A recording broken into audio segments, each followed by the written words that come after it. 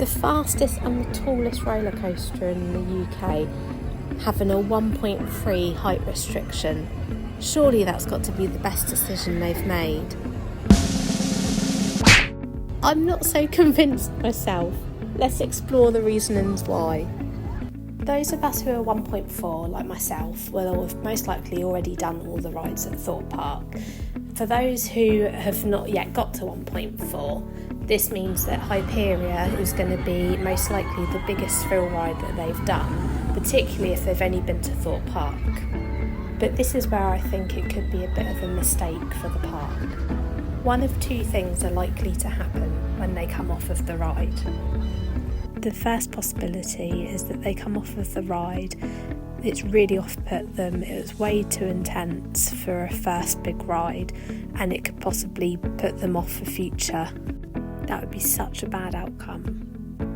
Or the second option is that they come off of Hyperia, they absolutely loved it like we all did, they've got the adrenaline bug, and then they look around at the park and they face disappointment for the rest of the day because pretty much all the other intense rides are 1.4s. So what will they be missing out on? Let's have a look. I couldn't resist putting that one in, but really, what is there? Oh, that's not going to be teasing at all, is it? Here you go, look at all these rides, but you can't go on them. Surely it just makes sense to do the rides in the order of intensity, so why would you do Hyperia first when you haven't done the others yet? I just think it's quite sad that when people come to the 1.4 and they can finally ride on all the rides that I remember experiencing as a kid, that they're not going to get the same sort of excitement from it, because actually they've already done something that's a lot more superior to the ride that they're now able to go on.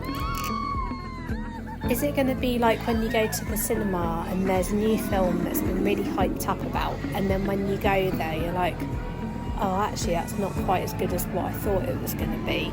Is that going to be what happens with these 1.4s? Because if it is, that's such a shame, because they're amazing rides. But I do think it is going to affect the way that people view these rides for the first time if they're doing it after Hyperia. I don't think you're going to have that same excitement and experience as what you would have done had you have done those first before then doing Hyperia, and then making Hyperia really stand out on top of how good the 1.4s are.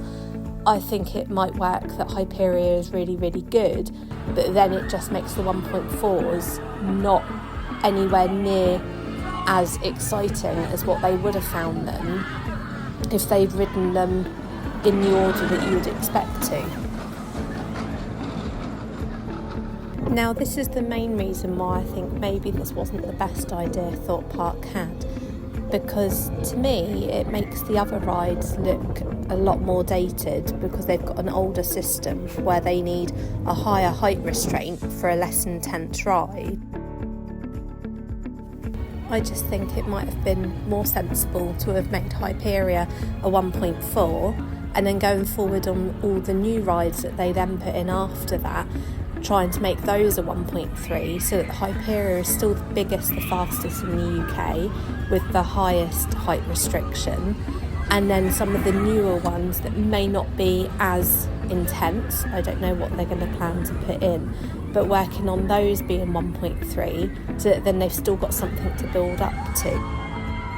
Or could they change the actual seats so that they can lower the restrictions like they did all those years ago on the Vampire? They changed those seats and reduced the restriction, so maybe they could do that to the others so that they're all 1.3. That would be the best outcome, but I can't imagine that they do that because I can't even begin to think of how much that would cost to do.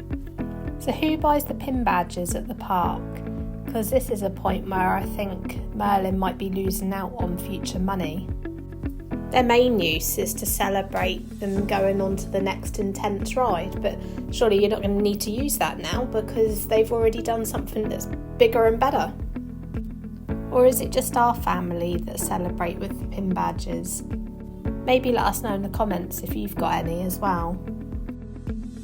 So, in summary, those who are only 1.3 at Thorpe Park and wanting to go on the roller coasters, you can go from the Flying Fish up to Hyperia. Good luck, that's going to be a shock to your system. I'd love to know your thoughts on this 1.3 restriction, because it's a really debated topic in our house, which we just cannot agree on. So what do you think? Let us know in the comments. If you'd like to see more content about theme parks, then please subscribe to the channel. Hope to see you again.